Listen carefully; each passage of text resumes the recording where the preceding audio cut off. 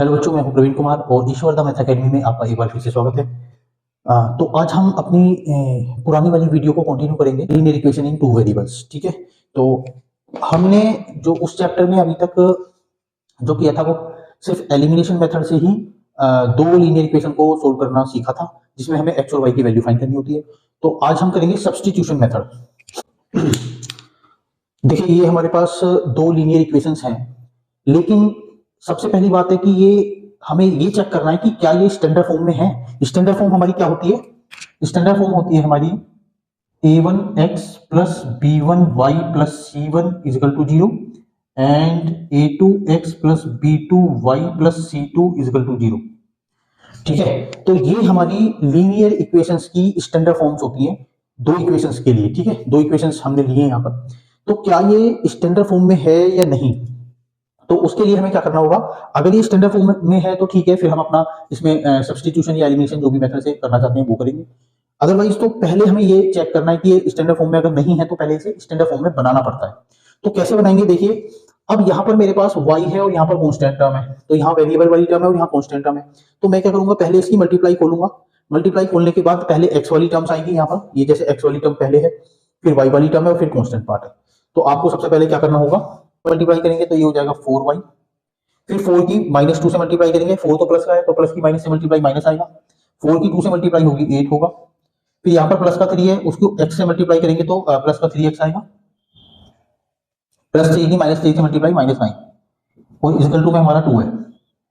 तो x वाली term को पहले लिखूंगा 3x 4y, उसके बाद -8 और -9, जब दोनों साइन माइनस के होते हैं तो डिजिट ऐड होती है और साइन माइनस का ही रहता है, तो ये -17 हो जाएगा, और जब ये राइट में जाएगा तो +17 हो जाएगा और 2 वहां पर पहले से ही है, तो ये हो जाएगा आपका प्लस का 19। ये हमारी सेकंड इक्वेशन हो गई। अब हमें मेथड ऑफ सब्स्टिट्यूशन यूज करना है। तो सब्स्टिट्यूशन का मतलब होता है कि आप किसी भी एक इक्वेशन से किसी भी एक वेरिएबल की वैल्यू फाइंड करेंगे in terms of second variable. कैसे? सपोज कीजिए कि मैं यहीं से फाइंड करना चाहता हूं, तो मैं यहाँ 3x को रोक लेता हूँ। x की वैल्यू अगर मैं फाइंड करता हूँ तो 3x को इस वाली टर्म को पहले रोकूंगा और राइट में क्या हो जाएगा 19, और 4y मेरा राइट में जाएगा तो माइनस का 4y हो जाएगा। अब यहाँ पर x क्या आएगा, x इक्वल टू हो जाएगा 19 माइनस 4y, और ये जो 3 मल्टीप्लाई में था वो डिवाइड में चला जाएगा, तो ये मेरा x आ गया। अब जो ये x की value in terms of y में आई है, इसको मैं सब्स्टिट्यूट कराऊंगा फर्स्ट इक्वेशन में, क्योंकि मैंने यहाँ पर x की वैल्यू जो फाइंड की है वो सेकंड इक्वेशन से फाइंड की है। अगर मैंने ये वैल्यू फर्स्ट इक्वेशन से फाइंड की होती तो मैं इसे सेकंड वैल्यू में सब्स्टिट्यूट करा देता।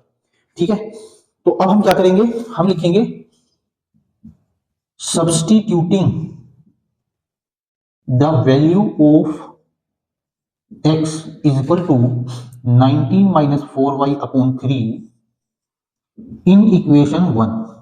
इसको इक्वेशन 1 में पुट कर देंगे। तो ये मेरी इक्वेशन 1 है, यहां पर -2 आएगा, -2 और x की जगह पर मैं लिख दूंगा ये, तो इसको ब्रैकेट में ले लेता हूं 19 माइनस 4y अपॉन 3, और यहां पर है प्लस का 7y और इजिकल टू -3। ठीक है, यहां पर ये लाइन कर देते हैं। अब ये -2 के अपोन में 1 है, तो -2 की मल्टीप्लाई न्यूमरेटर से होगी, तो ये हो जाएगा -38 और प्लस 8y और अपोन में 3 प्लस 7y इजिकल टू -3। अब 7 के अपोन में भी 1 है, अगर कुछ नहीं दिया होता तो 1 होता है डिवाइड में, तो हम क्या करेंगे, ये 3 एलसीएम आ जाएगा, 3 से 3 डिवाइड होगा तो 1 आएगा, 1 की मल्टीप्लाई न्यूमरेटर में होगी तो एज इट इज आएगा माइनस का 38 और प्लस का 8y, फिर ये प्लस है तो एज इट इज आएगा। 1 से डिवाइड करूंगा 3 को, 1 से जब डिवाइड करूंगा 3 को तो 3 आएगा, 3 की मल्टीप्लाई 7 में होगी तो 21y आएगा और इक्वल टू -3। अब देखिए यहाँ माइनस का अच्छा यहाँ प्लस का 8y है और यहाँ प्लस का 21y है, तो ये हो जाएगा 29y और माइनस का 38 है। ठीक है, अब ये 3 जो है जब उधर जाएगा तो मल्टीप्लाई में जाएगा, क्योंकि यहाँ पर ये डिवाइड में है, तो राइट में जाके मल्टीप्लाई हो जाएगा, तो ये हो जाएगा -9। 29y इक्वल टू -9 और प्लस 38। ठीक है, तो 29y इक्वल टू 38 -9 हो जाएगा 29 और प्लस का आएगा क्योंकि प्लस की डिजिट बड़ी है, y इक्वल टू क्या हो जाएगा 29, और ये 29 y के साथ मल्टीप्लाइड है तो उधर जाके राइट में जाके डिवाइड हो जाएगा, तो ये हो जाएगा 1। 29 अपॉन 29 जाएगा तो 1 हो जाएगा। ठीक है, तो अभी हमारी y की वैल्यू आ गई है कंप्लीटली। अब हमें x की वैल्यू भी फाइंड करनी है, तो x की वैल्यू मेरी इन टर्म्स ऑफ y में तो है, जो मैं फाइंड कर चुका हूं पहले ही, मैं y की यहां पर वैल्यू पुट कर दूंगा 1। तो यहां पर हमारा जो x आएगा वो क्या आ जाएगा, 19 माइनस 4 मल्टीप्लाई 1/3, 19 माइनस 4/3, 19 माइनस 4 होता है 15 और अपॉन 3, तो ये आ जाएगा हमारा 5। तो हमारी x की वैल्यू 5 आएगी और y की वैल्यू 1 आ गई। ठीक है, तो इस तरह से मेथड ऑफ सब्स्टिट्यूशन से हमें अगर लीनियर इक्वेशन को सोल्व करना है तो इस तरह से x और y की वैल्यू फाइंड की जाती है। वैसे जो बेस्ट वे है वो है to find by the elimination method. Elimination method ज्यादा बेस्ट लगता है क्योंकि उसमें हमें x की फॉर्म में या y की फॉर्म में कोई वैल्यू नहीं निकालनी होती, हमें सिर्फ मल्टीप्लाई करनी होती है दोनों इक्वेशंस को कोफिशिएंट इक्वल करने के लिए, जो कि मैंने अपना पहले वाली वीडियो में आपको बताया था। तो वो हमारा एलिमिनेशन मेथड था और ये हमारा सब्स्टिट्यूशन मेथड है। ठीक है, मैं एक क्वेश्चन और करा देता हूं आपको सब्स्टिट्यूशन मेथड का।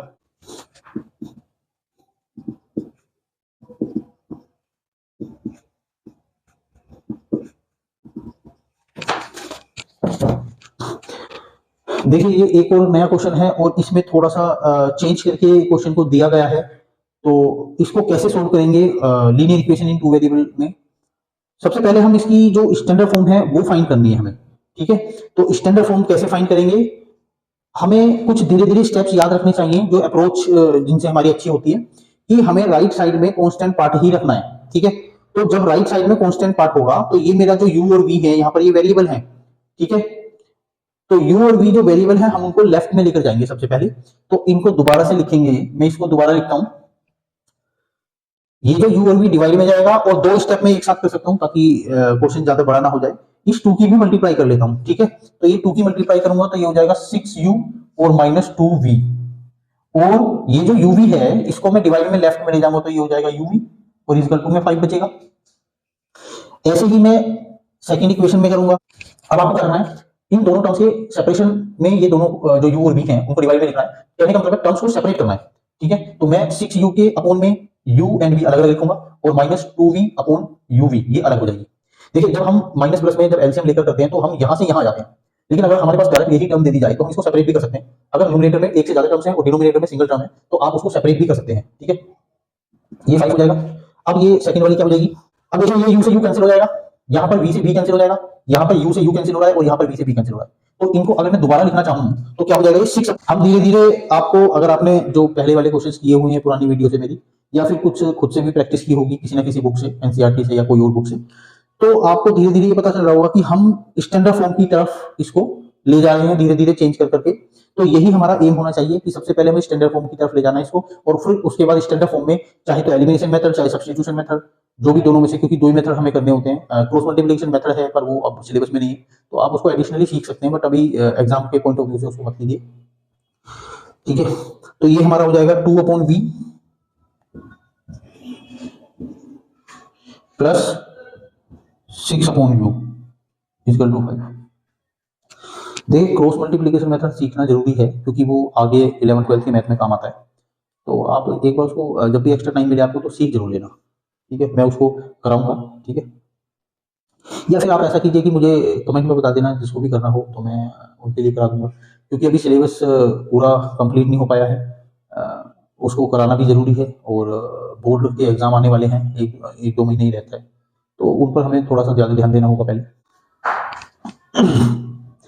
अब हमारे पास सिर्फ एक और बात रह गई है। हमने काफी हद तक इसको लीनियर फॉर्म में तो कह दिया है ही, काफी हद तक हमने इसको किया है कि स्टैंडर्ड फॉर्म में, मेरा मतलब था स्टैंडर्ड फॉर्म से स्टैंडर्ड फॉर्म की तरफ हम काफी हद तक ले आए हैं। बट अब एक और बात है कि जो वेरिएबल्स हैं जैसे u और v, इस इन इक्वेशंस में u एंड v हमारे वेरिएबल हैं, तो हमको इनको क्या करना है, हमको इनको डिनोमिनेटर से न्यूमरेटर में लाना है।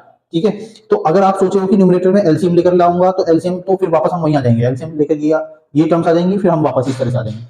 तो मैं एलसीएम नहीं लेना है, हमें क्या करना है, जब भी आपका जो वेरिएबल्स है वो डिनोमिनेटर में आता है इस फॉर्म में, इन क्वेश्चंस में, तो आपको इनको लेट करना है। Let 1/v equal to p, कोई अदर वेरिएबल में लेट कर लेते हैं, and 1/u equal to q।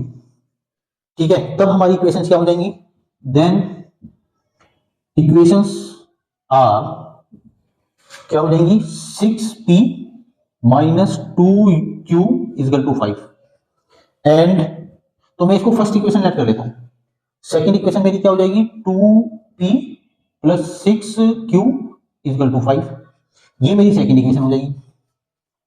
अब मैं क्या करूंगा, किसी भी एक इक्वेशन से या तो p की वैल्यू फाइंड कर लूंगा या q की वैल्यू फाइंड कर लूंगा, ठीक है। किसी भी एक इक्वेशन से p या q की वैल्यू फाइंड कर लेते हैं in terms of other variable, इसको ही मेथड ऑफ सब्स्टिट्यूशन बोलते हैं। तो हम लिखेंगे यहां पर using the method of substitution we have from equation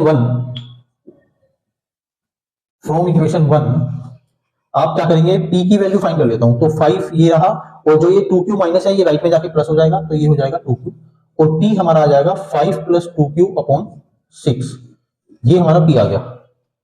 अब इस p की वैल्यू को पुट करेंगे अनदर जो सेकंड हमारी इक्वेशन है। देखिए आपने जो p की वैल्यू फर्स्ट इक्वेशन से फाइंड की है, इसको आप सेकंड इक्वेशन में पुट कर देंगे, ठीक है। सेकंड इक्वेशन में पुट करेंगे तो ये क्या हो जाएगा 2, और p की जगह पर मैं लिख दूंगा 5 प्लस 2q अपॉन 6 और प्लस 6q इक्वल टू 5, ठीक है। अब ये 2 से ये 6 कैंसिल हो रहा है 3 पर, ठीक है, 2 से 6 कैंसिल हो जाएगा 3 पर, तो ये मेरे पास बचेगा 5 अपॉन 3 प्लस 2q अपॉन 3 और प्लस 6q इक्वल टू 5। ऐसा करते हैं 3 से मल्टीप्लाई कर देते हैं पूरी इक्वेशन को। जब मैं 3 से पूरी इक्वेशन को मल्टीप्लाई कर दूंगा बोथ साइड, ठीक है, 3 से बोथ साइड मल्टीप्लाई करूंगा, तो क्योंकि यहाँ डिनोमिनेटर में जो 3 है वो कैंसिल हो जाएगा। अब 3 से 5/3 को मल्टीप्लाई करोगे तो 3 से 3 कैंसिल होकर 5 आएगा। 3 से जब 2q अपॉन 3 को मल्टीप्लाई करोगे तो 3 से 3 कैंसिल होगा, तो मेरे पास बचेगा 2q, और 3 से जब 6 को मल्टीप्लाई करोगे तो ये आएगा 18q, और राइट में मेरे पास है 15। 18 प्लस 2 कितना हो जाएगा 22, 15 और 5 मेरा जब राइट में जाएगा तो माइनस, तो 20q इक्वल टू 10, तो q इक्वल टू आ जाएगा 1/2, q मेरा आ जाएगा 1/2। अब मैं q को पुट कर दूंगा यहां पर, q की जो वैल्यू 1/2 आई है वो मैं यहां पर पुट करूंगा, तो मेरा p भी आ जाएगा, ठीक है, ये यहां पर p आ जाएगा, तो p इक्वल टू क्या हो जाएगा 5 प्लस 2 मल्टीप्लाई 1/2 अपॉन 6, ठीक है। 2 के साथ यहां पर q है, q की जगह पर मैंने 1/2 पुट कर दिया जो कि वैल्यू आई थी। ये 2 से 2 कैंसिल हो जाएगा, तो ये क्या बचेगा 5 प्लस 1 अपॉन 6, तो ये हो जाएगा 6 अपॉन 6, तो इसका भी आंसर सॉरी इसका आंसर 1 आ जाएगा। q का हमारा 1 अपॉन 2 आया था और p का हमारा आंसर आ गया 1, ठीक है। लेकिन ये तो हमने एज्यूम किया हुआ था p एंड q, हमें तो u एंड v की वैल्यू फाइंड करनी है। तब u एंड v की वैल्यू क्या आएगी, देखिए p जो हमारा आया है वो आया है 1, तो ये हमारा था 1 अपॉन v, तो this implies 1 upon v equal to 1, क्योंकि p की जगह पर मैं रख दूंगा उसकी वैल्यू, तो v मेरा क्या हो जाएगा रेसिप्रोकल करके v इक्वल टू 1 आ जाएगा। ऐसे ही 1 अपॉन u मेरा q है, तो 1 अपॉन u मेरा हो जाएगा q की जगह पर 1/2, एंड 1 अपॉन u मेरा हो जाएगा 1/2। 1 upon u equal to q है, q की जगह पर मैंने 1/2 पुट कर दिया, तो यहां से जब मैं रेसिप्रोकल करूंगा तो u की वैल्यू क्या आ जाएगी 2, तो मेरा u एंड p ये दोनों का आंसर आ जाएगा, सॉरी u एंड v ये दोनों वैल्यू का आंसर आ जाएगा जो मुझे फाइंड करने थे, ठीक है। इस तरह से हमें सब्स्टिट्यूशन मेथड यूज करना है। तो अब आगे चलते हैं, कंसिस्टेंसी एंड इनकंसिस्टेंसी के क्वेश्चंस करते हैं। देखिए अब हमें जो क्वेश्चन करना है linear equation in two variable में से, वो है कंसिस्टेंसी एंड इनकंसिस्टेंसी, जो टॉपिक का नाम है। तो इसमें जैसे क्योंकि बात लीनियर इक्वेशन की हो रही है, तो हमारी जो लीनियर इक्वेशन है उसे एक बार फिर से लिखते हैं, a1x plus b1y plus c1 equal to 0, ये हमारी स्टैंडर्ड फॉर्म्स हैं, और एक हो जाएगी a2x plus b2y plus c2 equal to 0। अब देखिए एक क्वेश्चन इस पर जरूर आता है कंसिस्टेंसी एंड इनकंसिस्टेंसी पर, कभी 2 नंबर का भी आ सकता है और कभी 3 का भी आ सकता है, ठीक है। तो क्या होता है इसमें हमारी 3 कंडीशन होती है। देखिए क्योंकि ये लीनियर इक्वेशन है, तो लीनियर इक्वेशन का ग्राफ हमेशा एक स्ट्रेट लाइन बनती है, ठीक है। क्वाड्रेटिक का एक पैराबोला बनता है, इस तरह से हमें ये पता होना चाहिए लीनियर इक्वेशन का। अभी मैं जब ग्राफ का क्वेश्चन कराऊंगा तो उसमें आपको पता चल जाएगा कि लीनियर इक्वेशन से हमेशा एक स्ट्रेट लाइन बनती है। देखिए ये हमारी 2 इक्वेशंस हैं, लीनियर इक्वेशंस हैं, तो अब हमें क्या करना है, जो k की वैल्यू फाइंड करनी है, या फिर पहले उसको समझ लेते हैं, फिर देखो कंसिस्टेंसी एंड इनकंसिस्टेंसी क्या होता है। इसमें 3 कंडीशन होंगी। पहली कंडीशन है if a1 upon a2 is not equal to b1 upon b2। जैसे हमें ये दोनों इक्वेशन गिवन होंगी, तो हमें इनके जो x के कोफिशिएंट हैं दोनों इक्वेशन के, उनका रेशियो, और जो y के कोफिशिएंट हैं दोनों इक्वेशन के, उनका रेशियो, वो दोनों रेशियो को चेक करना है। अगर वो इक्वल नहीं आता तब ये लाइन का जो ग्राफ होगा वो कैसा होगा, तब लाइन एक दूसरे को इंटरसेक्ट करेंगी, सही है। तब हमारी जो लाइंस होंगी, जो स्ट्रेट लाइंस होंगी, क्योंकि लीनियर इक्वेशन है तो इनका जो ग्राफ होता है वो स्ट्रेट लाइन होता है, तो लीनियर इक्वेशन का अगर ग्राफ स्ट्रेट लाइन होता है तो उनकी तीन कंडीशन हो सकती है। एक तो कंडीशन ये होगी कि या तो वो इंटरसेक्ट करेंगी, ठीक है, किसी एक पॉइंट पर, मतलब उन दोनों के बीच में कोई एक पॉइंट कॉमन होगा, ये पॉइंट कॉमन है। तो इसका मतलब ये हुआ कि इन दोनों का जब कॉमन पॉइंट केवल एक है तो इनका सॉल्यूशन भी केवल एक ही होगा, ठीक है। जब एक सॉल्यूशन होगा तब उसको बोलते हैं then system is consistent with unique solution. इसका हमारा यूनिक सॉल्यूशन होगा क्योंकि ये दोनों लाइनों का जो कॉमन पॉइंट है वो केवल एक सिंगल पॉइंट है। सिंगल पॉइंट पर हमारी एक्स और वाई की कोई वैल्यू आएगी जिसके लिए ये दोनों इक्वेशंस सेटिस्फाई करेंगी, ठीक है। तो हमारा तब क्या होगा, सिस्टम कंसिस्टेंट होगा और सॉल्यूशन कौन सा होगा, यूनिक सॉल्यूशन होगा। सेकंड कंडीशन क्या होती है, if a1 upon a2 equal to b1 upon b2 equal to आ जाता है c1 अपॉन c2। अगर तीनों के कोफिशिएंट्स के रेशियो इक्वल आ जाए, तीनों दोनों के कोफिशिएंट्स के रेशियो एक्स और वाई के और कांस्टेंट टर्म्स के रेशियो अगर ये तीनों इक्वल आ जाते हैं तब हमारी जो जो इसका ग्राफ बनेगा स्ट्रेट लाइन का वो इस तरह से बनेगा कि एक लाइन तो ऐसे बनी और दूसरी लाइन भी इसी पर बन गई। ये कोइंसिडेंट लाइंस होती हैं, ठीक है। कोइंसिडेंट लाइंस का मतलब है कि लाइन जो दोनों लाइन बनेंगी वो एक ही आपको दिखेगी, एक के ऊपर ही दूसरी सुपरइम्पोज होती है और इसमें जो कॉमन पॉइंट्स होते हैं वो इनफाइनाइट पॉइंट्स होते हैं। जैसे ये भी एक पॉइंट है, ये भी एक पॉइंट है, ये भी एक पॉइंट है, ये भी एक पॉइंट है। तो इस तरह से इनफाइनाइट पॉइंट्स होते हैं क्योंकि दोनों लाइन एक दूसरे के ऊपर हैं तो दोनों के कॉमन पॉइंट्स इनफाइनाइट ही होंगी, तो इसके इनफाइनाइट सॉल्यूशन आएंगे। Then system is consistent with infinite many solution, ठीक है। तब सिस्टम कंसिस्टेंट होता है और सॉल्यूशन हमारे इनफाइनाइट होते हैं। इसका ग्राफ इस तरह से होता है पहले वाले का, और दूसरे वाले का ग्राफ ऐसा होता है कि एक दूसरे पर लाइन सुपरइम्पोज होती है, ठीक है। अब थर्ड वाला देखते हैं, थर्ड वाली कंडीशन क्या है, if a1 upon a2 equal to b1 upon b2 is not equal to c1 upon c2। अगर हमारे x और y के कोफिशिएंट्स के रेशियो इक्वल आ जाए लेकिन वो कांस्टेंट के रेशियो के इक्वल ना हो तब लाइंस हमारी पैरेलल होंगी। तो इसका ग्राफ इस तरह से बनेगा पैरेलल लाइंस का, ठीक है। अब ये लाइन क्योंकि पैरेलल है तो इन दोनों में कोई भी कॉमन पॉइंट नहीं है, ये दूसरे से एक दूसरे से मिल ही नहीं है तो टच ही नहीं कर रही है तो कॉमन पॉइंट होगा ही नहीं कोई, ठीक है। तो इसका मतलब है कि यहां पर हमारा कोई भी सॉल्यूशन नहीं आएगा, ठीक है। तो इसको बोलेंगे नो सॉल्यूशन। तो सिस्टम यहां पर कंसिस्टेंट ना होकर इनकंसिस्टेंट हो जाता है। तो तब हम लिखेंगे देन सिस्टम इज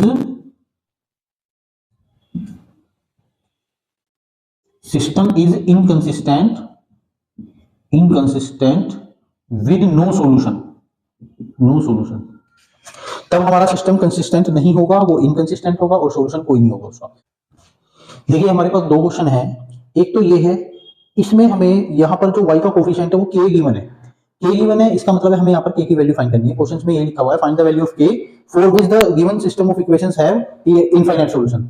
यहाँ पर हमें इनफाइनाइट सॉल्यूशन के लिए k की वैल्यू फाइंड करनी है और यहाँ पर हमें नो सॉल्यूशन के लिए k की फाइंड करनी होगी, ठीक है। तो देखिए कैसे करते हैं, यहाँ पर हम सबसे पहले इन दोनों इक्वेशंस को कंपेयर कराएंगे स्टैंडर्ड फॉर्म से। तो हम यहाँ लिखेंगे on comparing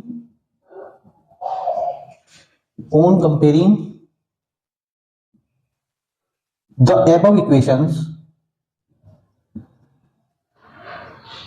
with a1x plus b1 y plus c1, इसको हम लेट कर लेते हैं फर्स्ट एंड सेकंड। तो हम ये लिखेंगे on comparing the above equations with a1x plus b1 y plus c1 is equal to 0 and a2x plus b2 y plus c2 is equal to 0। a1 हमारा फर्स्ट इक्वेशन से होगा a1 b1 c1 और a2 b2 c2 हमारा second equation से होगा।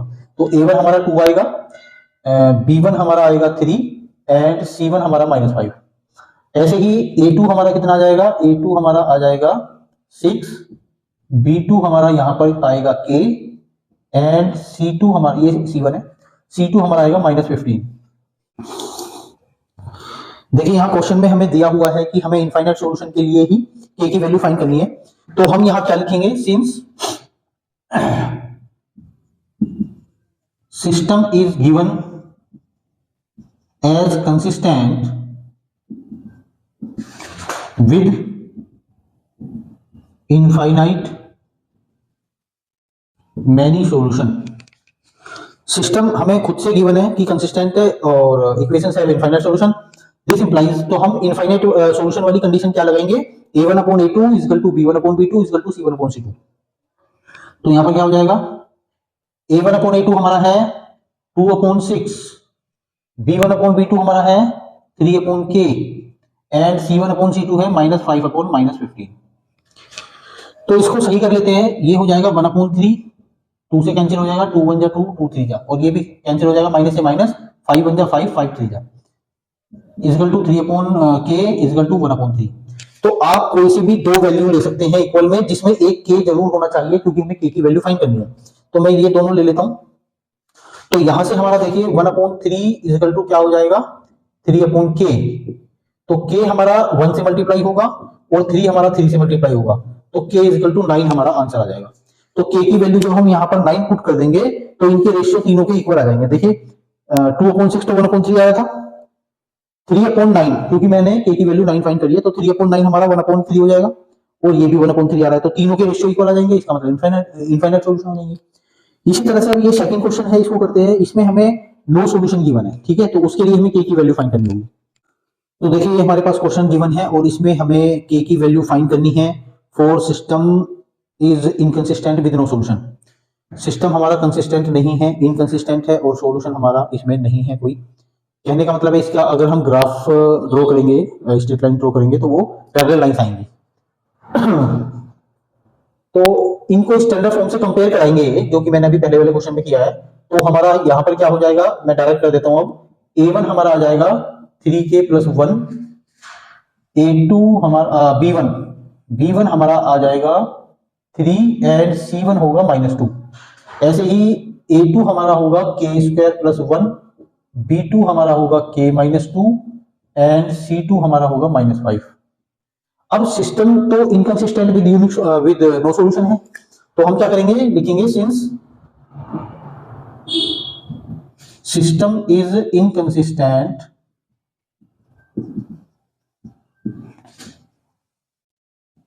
with no solution, system is inconsistent with no solution, this implies a1 upon a2 is equal to b1 upon b2 is not equal to c1 upon c2। तब ये condition लगेगी। तो a1 हमारा है 3k + 1 upon k² + 1, b1 हमारा है 3 and b2 हमारा है k -2 is not equal to, c1 है -2 एंड c2 है -5, तो ये कैंसिल हो जाएगा, ठीक है।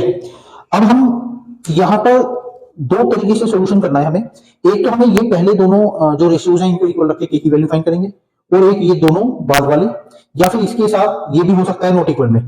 मतलब हमें यहाँ पर k की दो वैल्यू फाइंड करके चेक करना होगा कि कौन सी वाली वैल्यू बेस्ट रहेगी, कौन सी वाली वैल्यू सुटेबल होगी, या फिर दोनों ही वैल्यू भी हो सकती है या कोई उनमें से एक, ठीक है। तो कैसे चेक करते हैं, पहले हम ये दोनों रेशियोज इक्वल रख लेते हैं।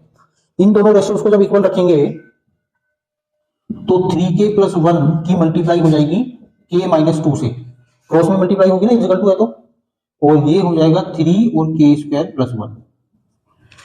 तब 3k की k में मल्टीप्लाई होगी, 3k² आएगा, और ये माइनस का 6k हो जाएगा, प्लस का k आ जाएगा, माइनस का 2 आ जाएगा, ये हो जाएगा 3k² + 3। अब 3k² से 3k² कैंसिल हो जाएगा, माइनस का 6k और प्लस का k, तो हमारे पास बचेगा माइनस का 5k, ठीक है। और ये -2 जब राइट में जाएगा तो +2 हो जाएगा, तो 3 वहां पर पहले से ही प्लस का है तो 5 हो जाएगा, तो k इक्वल टू -1 आ जाएगा डिवाइड करके।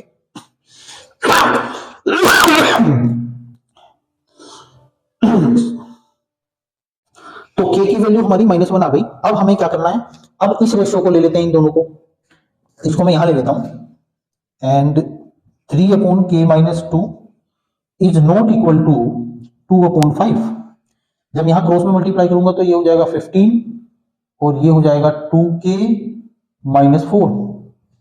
2k को मैं वहीं रोक देता हूं, 4 को मैं लेफ्ट में ले लेता हूं, तो ये 19 हो जाएगा, और ये हो जाएगा k is equal to 9, k is not equal to 19 upon 2।